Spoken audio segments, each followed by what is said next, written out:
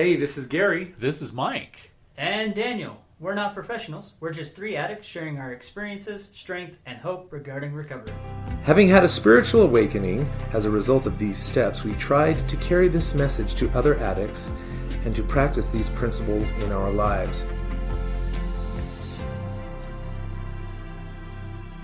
Welcome to another episode of the 12th Step Podcast. This is Gary.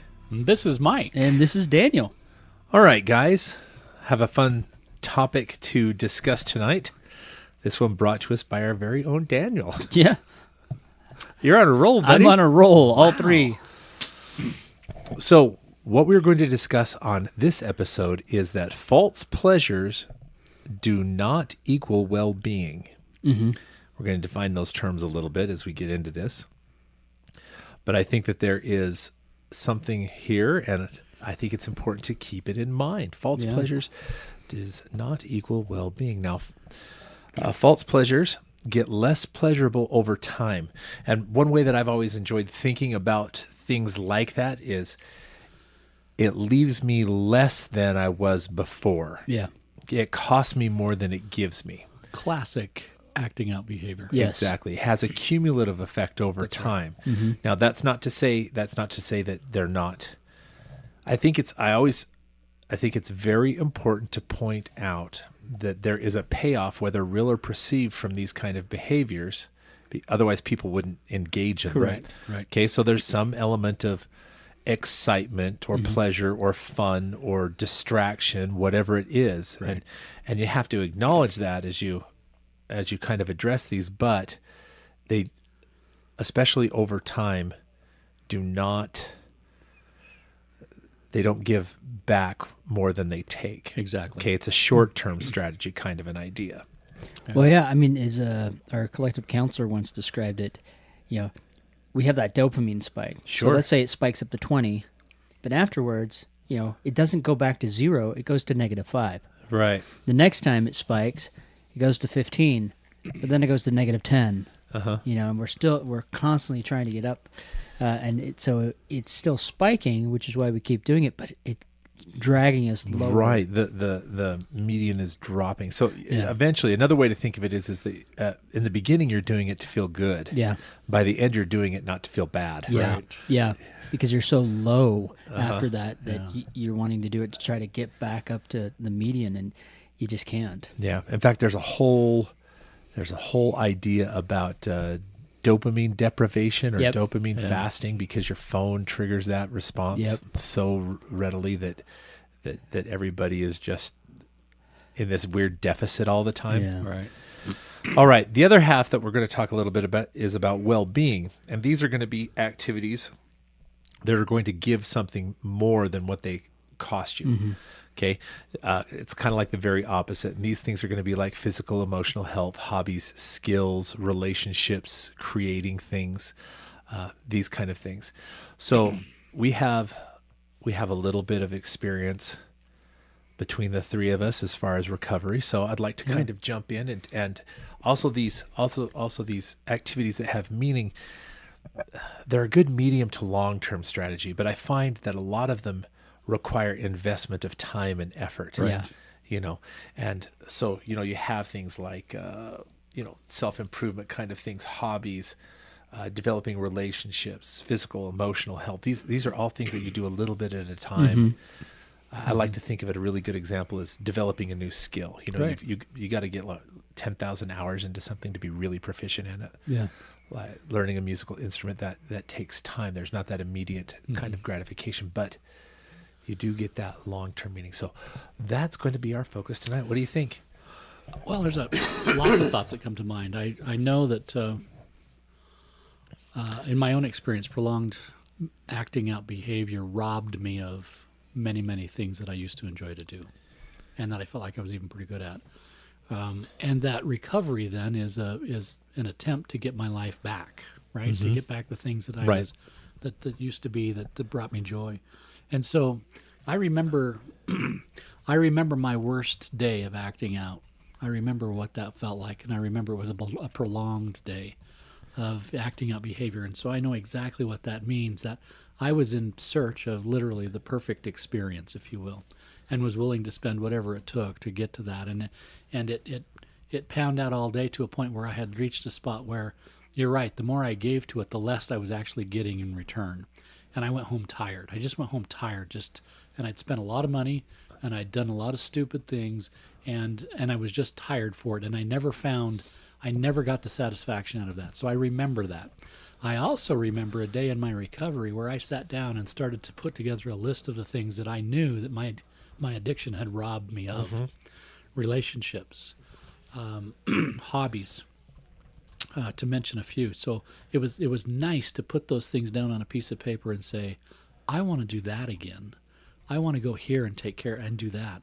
I want to reach out to this person that I've neglected as far as a relationship goes. And so I absolutely understand the two spectrums of what you're talking about, where literally this thing is taking more from me than it's ever going to give. And then the reverse of that is that the more I put into it on the recovery side of things, if I put out just a little bit, it pays in spades, if that makes sense. Yeah. It pays back in big, big dividends. And I found that so absolutely to be true. And so that's a really fantastic analogy of recognizing the fact that immediate pleasure isn't necessarily equating to well-being at all. Yeah. Well, I mean, you mentioned physical stuff. I mean, that's something I've been focusing on is, getting out, exercising more. When I was younger, I never needed to worry about that. It was just I could eat an entire pizza and go play basketball. It didn't matter, or go for a walk or a hike or whatever. And as I've gotten older, I've noticed I have to take care of myself a little bit more. And it's not something that I can just. It's a one and done. I got to do it every day or every other day or whatever that frequency is. But when I do it, I feel great afterwards. But yes, I feel tired, I feel sore, but I still feel good about it. Mm-hmm. Then I go the next day, I do a different routine.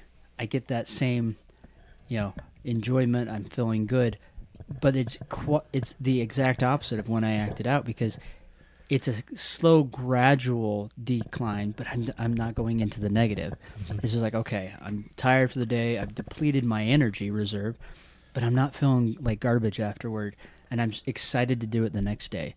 Whereas, when we're acting out or doing a negative behavior, we're not super excited to do it after we've done it before, but then we go back to it, and it's just that weird difference, but it's a really good positive one. Sure. And I'm going to jump on that. Let me give you some examples of the short term kind of stuff: porn, sugar, gambling, shopping, alcohol, et cetera, acting out kind of stuff. Sure. But something, in our previous episode, we were talking a little bit about how you have a physical, mental, emotional, spiritual, social kind of an aspect. And I found that the activities that I engage in that are good medium to long-term strategies that pay off in spades, like you were saying, typically involve several of those. That's right. Mm-hmm. There's payoff in several of those. That's right. Yeah. And I found that the short-term strategy, addictive behavior, usually hyper-focuses on just one of those, even to the exclusion of the others. Yes. And it's interesting to me that when I was using sex as my addiction as a coping mechanism, as this short-term kind of strategy, this false pleasure, that it was very, very focused on the physical sensation. Mm-hmm. And it damaged all of my social relationships. It damaged, could put me in physical danger, certainly mentally and emotionally it was, and spiritually it was devastating. Right. But then I contrast that with developing a healthy sexual relationship with my wife, which I could argue makes all of those aspects of my life much richer and better. Yes. So it's that's another way that I use to identify and what I'm engaging in, good or bad or healthy or unhealthy or rewarding or meaningful versus something empty and shallow. That's a good evaluation. I think I will say that I don't know that during the height of my acting out behavior that I really thought those things through consciously. No. I don't know that I ever sat down and said, I could go do this or I could go do that, and this would be better than that, or any of those sorts of things. I was very much acted upon. Yes. And I think that's why it's considered a compulsory behavior, right? Yeah. It was that sort of, Sure. I have this sensation and I want to go satisfy that and take care of it that way. And I think, to be honest with you, I think that most of our listeners sort of fall in that category, that I think we act in a compulsory behavior as though this sort of stuff is going to satisfy or meet our need immediately. And whether it's just pornography or, whatever the acting out behavior is, masturbation, you name it, I think it all sort of falls in that category. I don't think we really think it through in terms of, I'm just going to go do this because, in a lot of cases, we happen in those spots simply because of boredom. Literally, we haven't given any thought. We're literally experiencing a negative or a void of nothingness. And so the point being is that I think the whole point of all of this, I think, is that we need to be conscious in our own lives, that we really need to be more intentional about the things that we engage in. Because literally, if we are intentional about focusing on the things that build, and like you mentioned, it covers the full spectrum of emotional or the full spectrum of our well-being, that includes other people and all those sorts of things, that leads us away from acting out behavior. And I think that's all good. Yeah. So but it requires some thought. The other stuff heading the other direction requires literally no thought. It's just, it happens. Yeah, it's like the healthy stuff demands something from you. That's right. You have to sacrifice to attain it, whether it's discipline or diligence or whatever it might be. But then it returns so much more in the harvest, if That's you will. right. That's right. But the other doesn't demand anything from you up front. It's very easy to get into, but it takes from you on the back A end. lot. Yeah, I mean, we talked about it in the other episodes where it's, like you said, it's kind of unconscious, where, our brain takes over. Oh, I'm feeling lonely. Oh, I know. Let's do this. Right. That's right. Oh, I'm feeling tired. Oh, I know. This fixes it. Let's do that.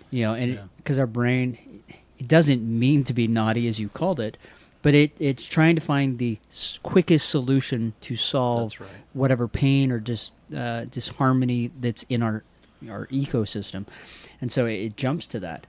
Where these other ones, they take time, they take effort, and it's not an immediate reward. It doesn't resolve the situation immediately, but over time, it does the exact opposite of what that quick fix did.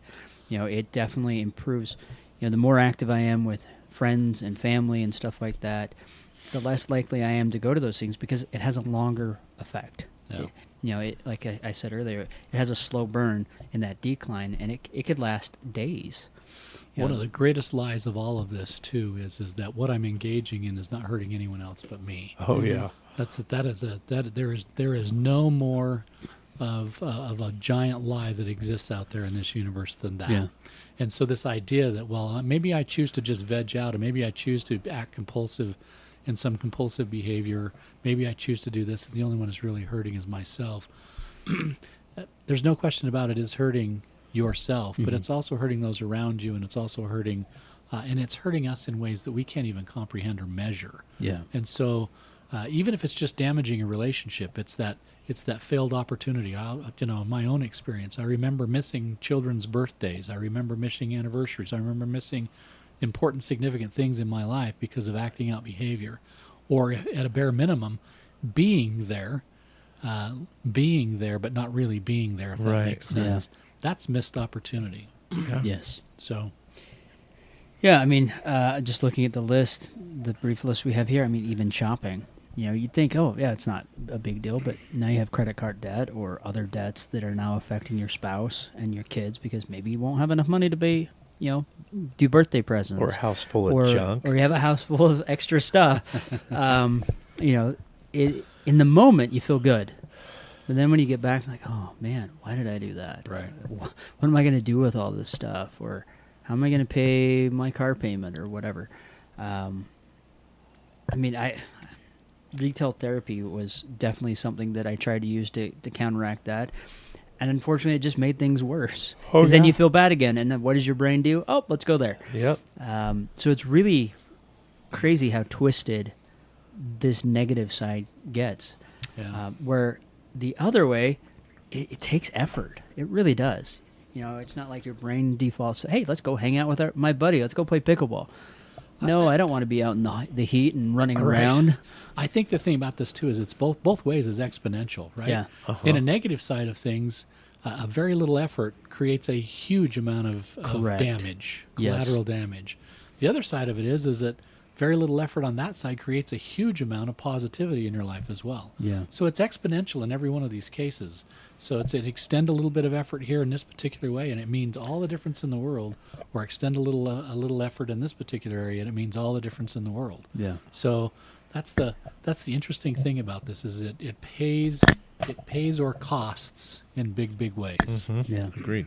One of my favorite examples is learning a musical instrument. Yeah. Yes. And the reason is because I have a son who plays the piano, Right. and we've rounded an interesting corner recently. Uh-huh. Okay. So for years and years, he's learning to play the piano. And at some point in the last year, maybe almost a year, 6 months to a year, he stopped learning to play the piano and has now started to learn pieces. Uh-huh. So where before his practice was arduous and tortuous and terrible to listen to, now it's really enjoyable to listen to him play. Yes. But that took time to develop, and now it's paying off in dividends. Right. And now he can play at social events. He can use it to entertain his friends. Right. It's something that he's developed that is now giving back to him more than it took from him. Yeah. Yeah. And you can apply that. I think that's such a great litmus to see. Okay. And it should demand something from you. There should be a Right. level of discipline. Right. There should Right. be something, that requires you to sacrifice Some amount. something, Yeah. and in a lot of ways that journey also gives it meaning. Yes. So but the very act of participating or developing it becomes ennobling as well. Mhm. It becomes more than what it is. Yeah.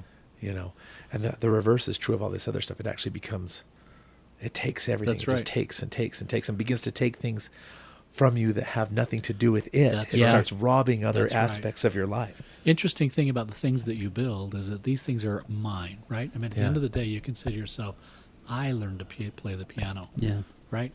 I am better today than I was a year ago because I sat down at a piano bench and I learned to play the piano. Right. That's building something, and that's something that no one can take away from you. The reverse of that is the other side then is that this thing takes, like you just pointed out, it takes and takes and takes and takes stuff that is completely unrelated.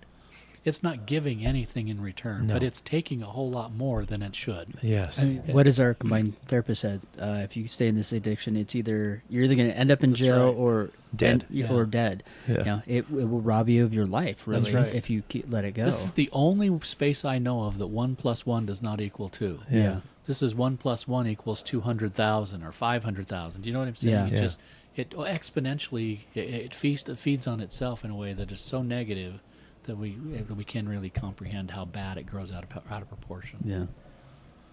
Yeah. I've sometimes contemplated what might, and it's an interesting exercise, but certainly not something that you want to dwell on or use to beat yourself up. But I've often thought, if I took the same amount of time and energy and resources and money and creativity and all of these things it took to pull my addiction off, Right. because I overcame some interesting barriers. Sure. I took some extraordinary risks to make some Yes. things happen, and I did all of this, and in the end, I got really nothing to show for it. Right.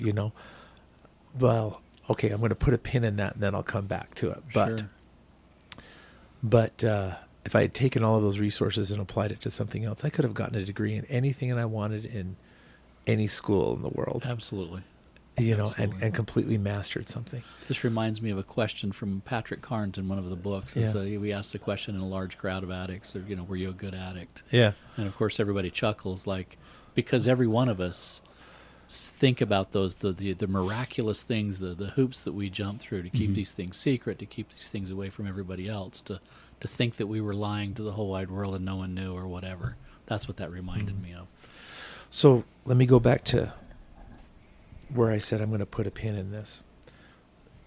So I've thought about, I got nothing from doing this activity, but it's interesting to me that once I started in recovery, okay, and I started living and applying its principles, that even the mistakes I made in the past, by looking at those things and learning from them and then sharing what I've learned, then suddenly it has meaning outside myself. Yes. So even in recovery, the same principles of working this up has taken something that did nothing but take from me and has now giving. turned it into something that is giving, Yeah. because now it's uniquely qualified me to help other people. Right. Now, I'm not going to suggest that you go out and you get yourself an addiction just so that you can overcome it, and then, Right. but you see what I'm saying? Oh, absolutely. That's the power of that's the power of what recovery does. Yes. Is that it? How do I say this? It has this strange ability of making all things work for your good. Yes. You know, Absolutely. it becomes, and even the process of overcoming your addiction is ennobling. Right. Yeah. You know what I mean? And it's just that same principle that, you know, if you can apply it to the other aspects of your life, that's why your whole life gets exponentially better as you lean into this recovery and start applying its principles to the other aspects of your life. It can't help but make you more than you were before. And there's something just absolutely miraculous. And this is something that I've started to get my head around just recently as I've thought about it, is even the things that were most damaging or that I'm most ashamed of have now somehow there's been stuff salvaged from that for my betterment. You know what I mean? I do. And that's miraculous to me. That's Well, I mean, redemptive. let's roll Right. back time. Let's go back to the time period when you were doing that. Would you ever have talked about it like we are doing right now? No. But, you know, and now, fast forward, we are talking about that, and these things are helping other people besides ourselves Right. to help them out of. And that's the amazing gift that I can say that has come out of recovery for myself, is I don't fear talking about those things because I've learned XYZ, and I can talk about those things, and I can help other people. Those are the amazing gift that's come out of that negativity. But I've had to face those things. I've had to accept, you know, that darker part of me and realize, okay, those were behaviors that were going on in that dark period of my life. I've overcome them. I've learned from them. And now I can pass that on. I can help other people. And that's a wonderful, positive thing from that. Yeah, but it's so encouraging to think that nothing's wasted. Yeah. Nothing has to be wasted if you turn your life over to the will of God, as you understand. You know, nothing's wasted. It's just miraculous. That's to me. powerful. It is. It really is But powerful. that was one of the hardest things for me to wrap my head around. I mean, you know, in Sage, you know, when they kept saying that, because I was like, oh, man, I screwed up. I'm back at the bottom of the hill, you know. And no, it wasn't true. I just tumbled back 15, 20 feet. I'm not at the bottom. I can pick myself up, You dust now have myself the off, and tools. keep going. And I Have have the new tools tools to pick up. to avoid the pitfall that I just fell down on. That's actually progression. That's Yeah. what that's all about. Do you know what? I'll put it another way. I'll take a little more spiritual or religious tone with it, just because I personally quite like this. Sure. So, Christ, Jesus, he descended below all things, Right. and then overcame everything, Right. right? And because he descended below all things, he went to the very, very bottom, right? So Sure. but then he overcame them. So, I've always found the thought of overcoming, the process of overcoming, the journey of learning and growing and overcoming is Christ-like. That is following him, because he overcame those things. Now, you can apply that idea in your own life, however is going to work best. You know, God, your higher power, as you understand him. Sure. But for me, it's so encouraging to think that nothing is wasted, and that all of this stuff can be turned for my good, and then we'll go right back in. I'm just waiting for you to talk about the 9th step promise again. You know, I'm just waiting for it, because you know it's bubbling. I know it is. No, it's not. It never even crossed my mind. Oh, Actually. really? Because Wow. I think that's really part of what it's saying. That's right. You know, I'm not going to close the door on the past. I'm not, Yeah. I'm not going to live there. I'm not going to dwell there, but I'm not going to close it either, because there's something there that I've taken with me, that I've recovered. Sure. You know, and it's been for my betterment. And God, just the idea that you do your recovery stuff and somehow all of this learning experience works out to your betterment is just amazing to It me. is. I actually have an observation though that's been it's been driven home a lot to me lately. And that is that we're sitting here in a room right now, the three of us talking about these particular things, and see the value in our own life of these difficult things that we've experienced, because as you mentioned, nothing is lost. It's all adding to our good. Mm-hmm. We're finding little pieces here and little pieces there that are making us better even today. But interestingly enough, that's hard to explain to other people who are not part of our tribe, if you will. Does that make sense? Mm-hmm. I can tell you right now that if I were to walk to to my wife, that this experience has been so beneficial, it's enlightened me in so many different ways, that she's going to see it differently. And I venture to say that that's probably the same situation with your wife, if that makes Probably. sense. Do you see what I'm saying? Mm-hmm. And so it's really hard to talk about those particular things and have them see it in the same sense as being, wow, this has been so enlightening. This has been so great. I've had so many things that have come my way. But unless somebody's experienced that to some extent, it's hard to really relate, if that makes sense. Do you know That's been my experience with Yeah. it so far. Yeah. No, my wife said something to me that was kind of interesting. Every now and then she'll look at me and she'll say, "I'm so glad you're where you're at." Yeah, You had yeah. you had to go. She'll say, you had to go through some terrible things, but we've had to go through some terrible things, but I'm so glad where you are Right. at where we're at. So even though maybe they can definitely see the fruits of it. Mm-hmm. You know what I mean? And certainly if you could take that principle, you could take that idea and you could apply it to one of these other things, whether it's porn or, sugar, I guess, eating disorders, Eating, gambling, shopping, whatever it Mm-hmm. is, those principles will work, That's right. and then it will make sense. So even though, I'm not a gambler, but if I were to sit down and listen, I've been to recovery. I've been to 12-step meetings where somebody talks about how gambling or shopping has destroyed their life. Wow. And in fact, the very first 12-step meeting I went to was just kind of a general one. And I remember this lady talking about how shopping had completely destroyed her life. And in the beginning, I was listening to her thinking, you and I aren't even in the same. I have no idea. You have no idea. I have no idea what you think you're bringing to the table. But then I listened to her about how it systematically destroyed her life and started taking from all of these things. And I thought, I do get that. Mm-hmm. Yeah. And if that's what your drug of choice has done to you, I can relate to that. Right. And then I can listen to somebody talk about their recovery from something like that. And even though the drug of choice might be different, I can see the principle at work, and that can still be empowering to me. But that took work for me to open my mind Right. enough to Yeah. to see it like that. Yeah. It just amazes I me. remember my very first meeting. You weren't there. Uh-huh. My very first group session. Right. And I remember, in fact, I think, I remember the crowd, but I remember you missing that night. And I remember thinking to myself as they were sort of going around talking and introducing themselves and what kind of things they'd been into. And I thought to myself, I can't relate to you. I can't relate to you. I can't relate. Wow. No one here is going to get me when I start talking about some of the things that I've done and where I've been and that sort of stuff. And I remember then thinking, and then the subsequent week when you came in, and for the first time to be in the same room with somebody who I felt like understood me was a huge deal. That was a moment that I'll never forget. That was a moment of realization that, oh my word, there is somebody out here who totally understands where it is that I've been and what I've done. Now, I want you to think of the last group, because you're mentoring those groups now. Right. And, you get there and we're going to take it the same story from my point of view, Yeah.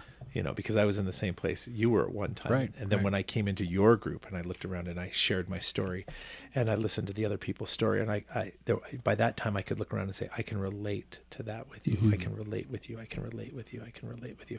And I'll bet you if you stopped and thought about it and you go to one of those meetings, you can think, yeah, I can relate to that. Yeah. I can relate to absolutely that. relate to that. Yeah. So And that's a gift. it is. It Yeah. absolutely Well, I mean, is. even in the case where sometimes we can't relate to that, we can relate to the process of getting Yes. to them to that place. Right. There's several times, because I know my addiction didn't manifest in certain ways, where it has with others, and it's like, oh man, I can relate to where you got to that process. Yeah, there, but by the You got grace there, of God go you know, I. Yeah, I right. can. but had I been given the opportunity, Yeah. I could have probably gone down that road. Yeah. Yeah. And so it's really nice to, because if you can identify that and be empathetic in that fashion, I think it really humbles you with this addiction. Because if you get to this head where like, I'm the greatest, I really got this, you're probably going to slide down pretty Right. quick. Do you know, going on one you said, Daniel, I remember after having the surgery and everything from the accident, I remember very clearly coming home. I had just come home from the hospital after being there for a number of weeks. And I remember taking the pain medication and feeling the sensation of it wash over me as it hit. And I've never had problems with what one of my challenges, thankfully, was never a chemical addiction, Right. never Yeah. drugs or alcohol Right. or anything like that. But I remember sitting there in the chair thinking, oh, I get it. I can totally see how somebody could become Yes. addicted to this so easily. And then my next thought was, I can't take this anymore. I don't dare risk it. I have addictive behaviors. I have that addictive behaviors. If I can see myself really enjoying I could this. see that happening, Yeah. but no, you're absolutely right. I can, and see, even that's a gift because now it's like, I'm not gonna judge you harshly. I'm not gonna throw Right. any stones, because even though maybe your problems manifested in a different way, if I had been nudged just a little bit differently, or if I had been exposed to something just a little bit differently, or in a different order, How different Oh, yeah. my how life would different be. my life would be. Yep. Right. Yeah. I think I'm starting to see it in others. I know, for instance, in my own family, we eat our emotions. That in a form that in itself is a form of addictive behavior. Absolutely, it is. And I see how related it is to my own sexual acting out behavior, where I can go to the pantry and just pop up in the pantry and just stare, like I'm bored, I'm whatever. I need something. I'm experiencing this emotional something, and I need something to soothe it, right? And food has become, and so I'm learning now how to deal with that addiction. It's everybody has something. It's just a matter of who chooses to get help for what, I guess, is what really boils down And you may have to. more than one something. That's right. Yeah. That's right. I mean, just because we have the one addiction doesn't mean we haven't formed others. That's I think anybody who's really, really addicted to one thing probably has a couple of others Well, going yeah, on. That's you true just got to story. be honest Yeah. with yourself Yeah. and get to that Yeah. point.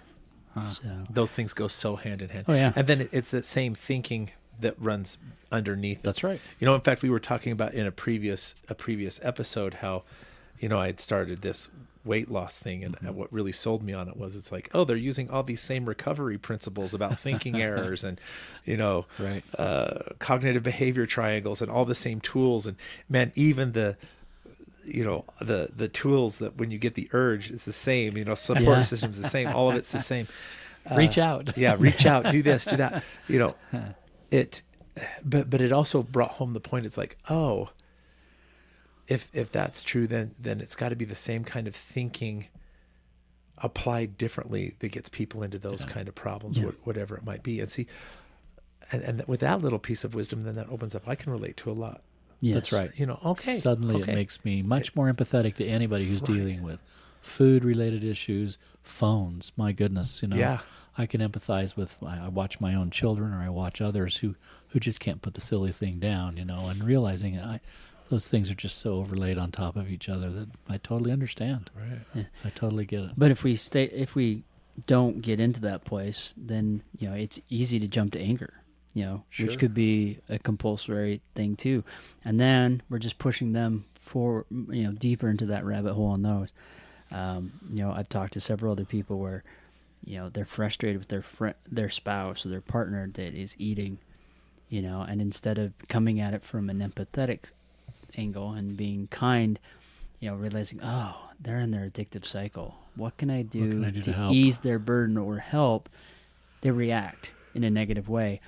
which then causes that person to get upset. And so those emotions start spinning in a negative way, which just feeds both of your cycles. Right. Whereas you come at it from an empathetic place, you're in a place of service and help, and you're in a good place, and then they're not going to get spun up. And it may do the exact opposite, where it's actually doing what you want them to do instead of yelling at them. So, you can talk about a lot of these behaviors as being your inner circle and your outer circle kind of behavior. So we've talked a lot about, addictive process and things like that. Let's spend just a minute before we wrap up about, you guys have been into this for a few years now. What are some of those long-term strategies that are starting to pay off for you? Or what are some of the things that you want to recover, or is this kind of a new thing that you haven't quite thought about yet? No, I think there's 2 or 3 things.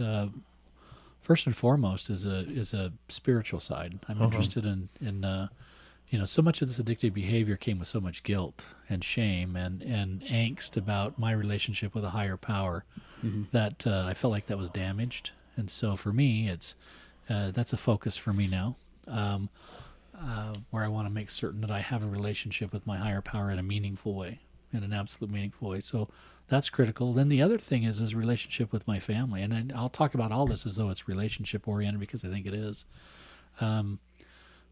So a relationship with my wife is sort of the next thing that's really critical to me, and most important is making certain that, I've damaged that relationship, and I want to see what I can do to repair it.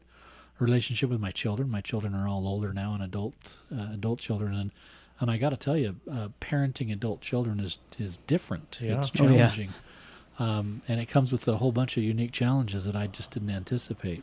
And so, the behaviors that I exhibited while I was parenting them as when they were in my home, and now that they're not, first of all, those have to be different. But secondly, how do I interact with them in a positive and meaningful way? Yeah. I'm finding new opportunities in my work opportunities, and operating from a place of confidence that I didn't used to have. I think that's a big one. And then the one that I think that I really kind of focus on is just simple personal peace. Yeah. I did not realize the damaging effect of all of this acting out behavior and how it was affecting my personal peace. The things that were happening during that period of time, and how that would just wreck me. It would literally just wreck me. If I'd lost a client, for instance, or something like that, I was shot. Yeah. And now I'm just finding so much more personal peace in all of it that I'm in a better place now than I've ever been in my life. Do you know it's been fun to watch, the 3 of us in this room as our recovery has progressed. Yes. All of our professional lives have changed dramatically for the better, They really have. and Now and this that's is just- starting to remind me of Nine Steps Promise, by the way. Yeah, there it is. I knew it was There coming. It's coming. Only because you brought it up. For me, I'm going to mirror a lot of what Mike already said. My relationship with God, my higher power, is so much better than it ever was before. I always viewed God much like my, the dad I grew up with, very punitive, very, punishment. If I messed up, there's no way I'm getting, up there to St. Peter and going through the pearly gates in any way, shape, or form. No St. Peter for you. I'm not even going to ascend above the clouds and see it. That's how I felt.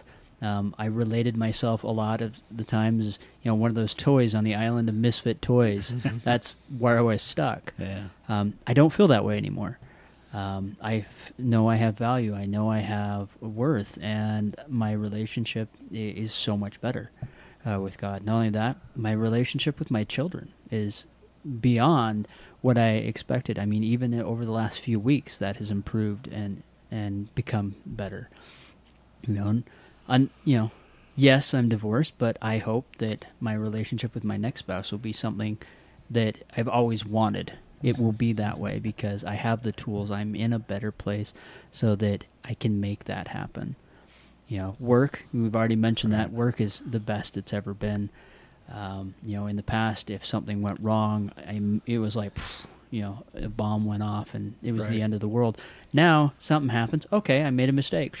All right, how do I correct this and move on? My boss has mentioned so many times, like, how much they love me because, they'll address an issue with me, and I own it, and then it never comes up again. You know, Yeah, they're it's like they don't know what to do with it. yeah, Right. well, she doesn't. She's like, she even brought this up yesterday. Yeah, I don't have to worry about this, because we had an issue with the client. She's like, yeah, I know I'll fix it. That behavior will never happen again, or whatever that problem is will never happen again, because he'll identify it, he'll fix it, and he'll put a process into place so it doesn't happen again. And we have other employees where she's just like, oh my gosh, I just wish they would just do this one thing, Yeah. and she doesn't have to worry about that. Past me, I would probably have been much like that person. Sure. So that's been a great thing, as well as just peace. It is. Right. Even I've had. My sponsee. I talked to him today. He's like, He was talking to our, combined counselor, and he realized he was comparing himself to me, and I'm like, why are you doing that? Stop it. He's like, but you've gone through all these hard challenges and you've never relapsed. Like, I go through this like small hiccup and I relapse. I just don't get it. I'm like, I'm not you and you're not me, but I've just found what works for me, and I haven't let those things get to me because I put things into place and we talked through all that.